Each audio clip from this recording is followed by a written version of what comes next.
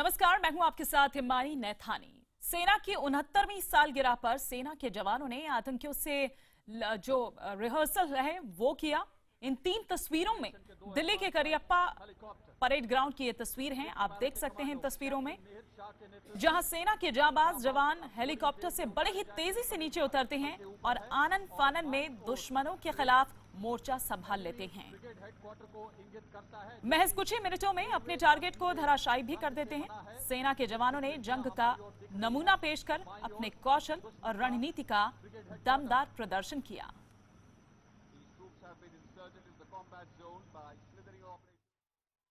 सेना दिवस पर परेड के दौरान 6 जवान हेलीकॉप्टर से रस्सियों के सहारे नीचे उतरे और नीचे उतरते ही वो दुश्मनों के खिलाफ मोर्चा संभालते हुए नजर आए। 6 पैरा के कमांडो कैप्टन मिहिर शाह के नेतृत्व में जांबाज अब थोड़ी ही देर में उतारे जाएंगे जमीन पर। हल के ऊपर है और बाईं ओर एक एनिमी ब्रिगेड हेडक्वार्टर को इंगित करता है, जो कि गेरुए और पीले रंग से बना है, जिसकी खिड़कियां हमारी ओर दिख रही हैं। वो बाईं ओर दुश्मन का ब्रिगेड हेडक्वार्टर है। तो देख सकते हैं आप इन तस्वीरों में कि कितनी सफाई से सभी जवान एक एक कर नीचे उतर रहे हैं और तेजी से अपने टारगेट की ओर बढ़ते हैं। बताया जाता है कि सर्जिकल स्ट्राइक के दौरान जवान कुछ इसी अंदाज में दुश्मन के इलाके में दाखिल होते हैं और दुश्मनों का सफाया कर बड़ी ही तेजी से वहां से निकल आते हैं।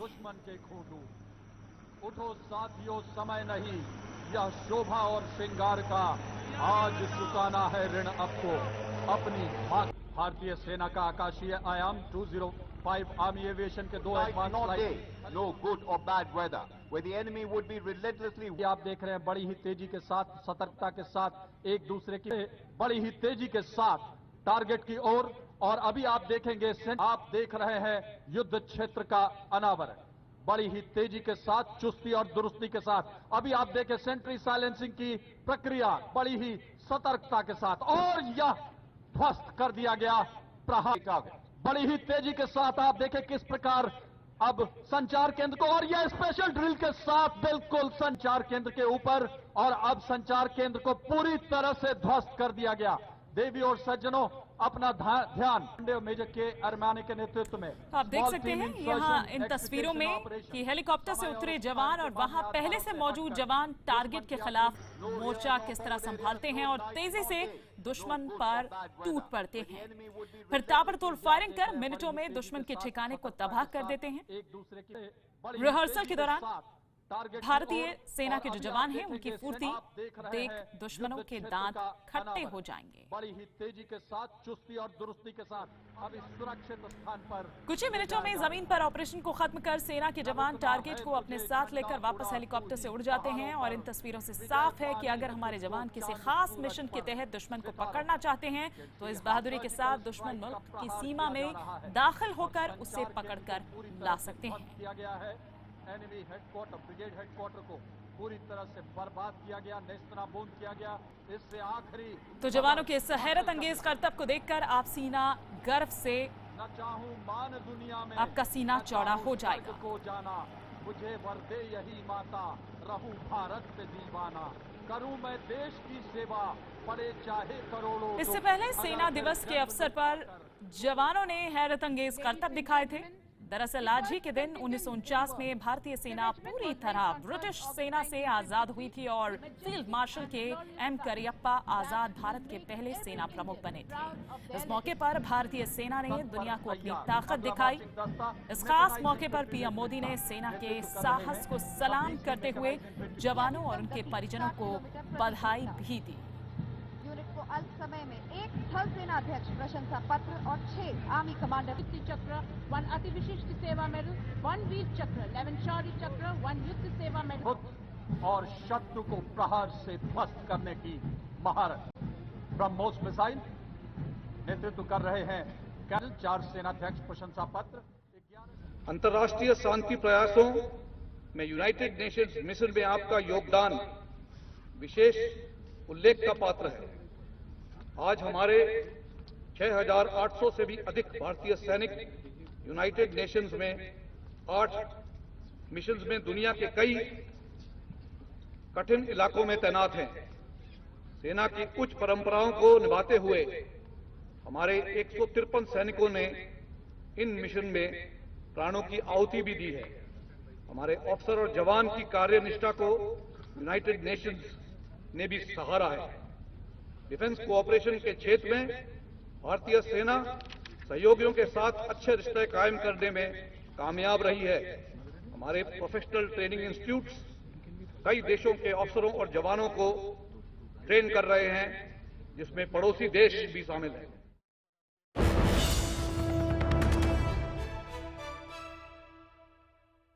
आपको बता दें कि सेना दिवस के अवसर पर सेना प्रमुख बिपिन रावत ने अपने जवानों को संबोधित करते हुए कहा है कि भारतीय सेना की बहादुरी की प्रशंसा दुनिया भर में होती है। लेकिन इस वक्त आपको एक और बड़ी खबर हम यहां पर बता दें, जो कि क्रिकेट से आ रही है। पुणे वनडे में इंग्लैंड ने भारत को 351 रनों का लक्ष्य दिया है। पहले बल्लेबाजी करते हुए इंग्लैंड ने 350 रन बनाए हैं।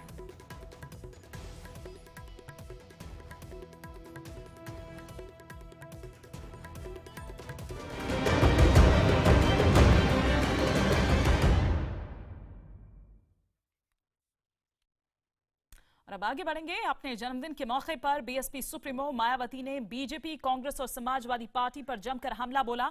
केंद्र सरकार पर मायावती ने उनके परिवार और करीबियों को फंसाने का आरोप लगाया। उन्होंने कहा कि बीजेपी ने देश से किए वायदे पूरे नहीं किए और चुनाव आते ही घोषणाएं शुरू कर दी। इसके साथ ही मायावती ने यह भी कहा कि नोटबंदी से लोग अभी तक परेशान हैं और लोगों में बीजेपी के खिलाफ गुस्सा है। वहीं बीएसपी सुप्रीमो ने यूपी की अखिलेश सरकार पर जनता को लूटने का आरोप लगाया। तो कांग्रेस के बारे में मायावती ने कहा कि देश में अब कोई कांग्रेस को गंभीरता से नहीं लेता और यूपी में कांग्रेस पार्टी ऑक्सीजन के सहारे चल रही है। सत्ता में आने से रोकने के लिए तथा इनके कार्यकर्ताओं का मनोबल गिराने के खास मकसद से ही आए दिन यहाँ कभी हमारी पार्टी के ऊपर तो कभी परिवार वालों के कारोबार को लेकर वे इनसे दूसरी पार्टियों की कंपनियों को भी जबरदस्ती जोड़कर उसे फिर एक या दो बिकाऊ वे मैनेज किए गए चैनल वे अखबारों आदि में जानबूझकर गलत, झूठे, तथ्यहीन वे अनाप शनाप खबरें दर्शाते व प्रदर्शित करवाते रहते हैं। लेकिन इसके साथ साथ यहाँ मैं विरोधी पार्टियों को ये भी कहना चाहती हूँ कि मेरे परिवार के लोग जो भी छोटा मोटा कारोबार पिछले काफी वर्षों से कर रहे हैं और यदि वर्तमान केंद्र की भाजपा सरकार को इनके कारोबार में कुछ गड़बड़ी नजर आ रही थी, तो फिर ये लोग अपने अब तक के हुए आधे शासन काल में अभी तक क्या कर रहे थे। अपनी पुरानी मित्र पार्टी अर्थात समाजवादी पार्टी के मिली भगत से कभी यहाँ संस्कृति, यहाँ का जो कल्चर है, कभी यहाँ संस्कृति व कट्टरवादिता के नाम पर, तो कभी देशभक्ति व राष्ट्रवाद के नाम पर, तो कभी सर्जिकल स्ट्राइक आदि के नाम पर भी किस्म किस्म की नाटकबाजी करने में कोई कसर नहीं छोड़ी है। इसके लिए उत्तर प्रदेश में सबसे ज्यादा खराब हालत में व ऑक्सीजन पर चल रही कांग्रेस पार्टी ने भी यहाँ अपनी रथ यात्रा व खाट सभा आदि का भी खूब अभियान चलाया है, जिसमें प्रदेश की जनता को अनेकों प्रलोभन भरे आश्वासन भी दिए गए हैं। जबकि इस मामले में सच्चाई ये है कि इन्होंने आजादी के बाद से लेकर अब तक देश में अपने किसी भी कांग्रेस शासित राज्य में व केंद्र की सत्ता में भी लंबे अरसे तक बने रहते हुए भी उन्हें यहाँ उत्तर प्रदेश में भी पूरा नहीं किया है। जो भी इन्होंने आश्वासन अपने रथ यात्रा के दौरान या फिर खाट सभा के दौरान जो भी इन्होंने आश्वासन उत्तर प्रदेश की जनता को बीच बीच में दिए थे।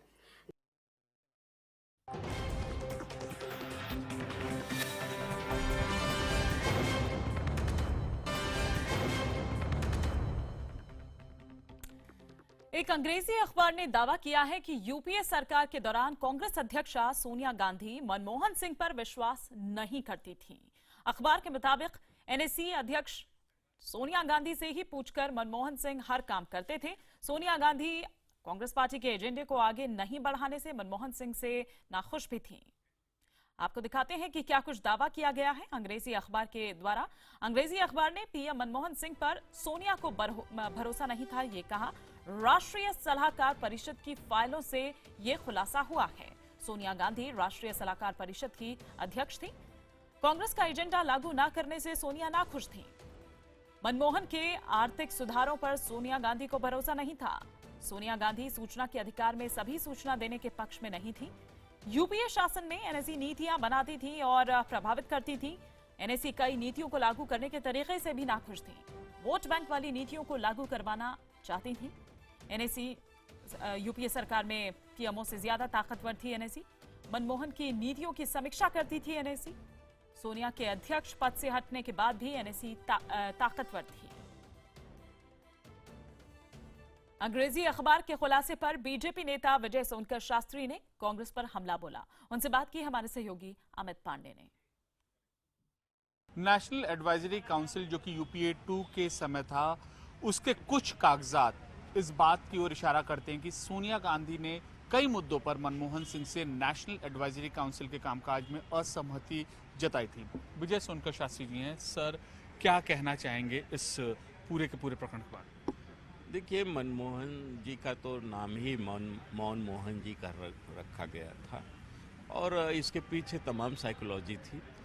और यह भी एक फैक्ट था कि एनएसए जो यूपीए 2 में था उसको सुपरसीड करती थी सोनिया गांधी जी। उनके डायरेक्शन चलते थे, उनके मन मुताबिक कोई अगर निर्णय नहीं होता था तो वो उससे नाराज़गी रखती थी या उसको अपने पक्ष में कर लेती थी।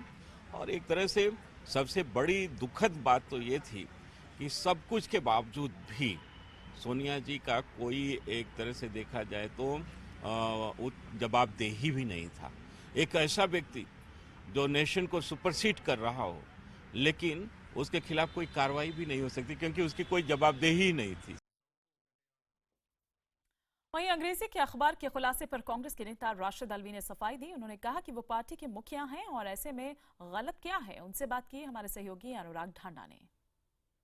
क्या सोनिया गांधी प्रधानमंत्री मनमोहन सिंह को डिक्टेट करती थी या उनके आदेशों में किसी तरीके का हस्तक्षेप करती थी? इस तरीके की खबरें आ रही हैं। एक अंग्रेजी अखबार के हवाले से हमारे साथ बात करने के लिए राशिद अल्वी साहब मौजूद हैं, कांग्रेस नेता हैं। राशिद अल्वी साहब, इस तरीके की बातें आ रही हैं। बीजेपी तो पहले भी आरोप लगाती थी कि रिमोट कंट्रोल से चलती थी मनमोहन सिंह जी की सरकार। अब ये बातें आ रही हैं कि सीधे तौर पर हस्तक्षेप होता था, उधर से पॉलिसीज इम्पोज की जाती थी सोनिया गांधी जी की तरफ से। देखिए, मैं कहूँगा कि भारतीय जनता पार्टी, उनके नेता देश को गुमराह करते हैं। राजनीतिक दल अलहदा होता है, सरकार अलहदा होती है। कांग्रेस पार्टी की अध्यक्ष सोनिया गांधी थी, सरकार के हेड डॉक्टर मनमोहन सिंह जी थे। अगर सोनिया जी ये लिखती थी कि कांग्रेस की पॉलिसीज के मुताबिक सरकार चले, इसमें क्या गलत है? लेकिन कहा यह जा रहा है कि उस टाइम वो एनएसी थी, नेशनल एडवाइजरी काउंसिल जो बनी हुई थी, उसके वो एक एडवाइजरी रोल था, लेकिन उसके बावजूद वो इम्पोज करने की कोशिश करती थी अपनी पॉलिसी। कांग्रेस का प्रेसिडेंट किससे मशवरा करे, किससे मशवरा ना करे, ये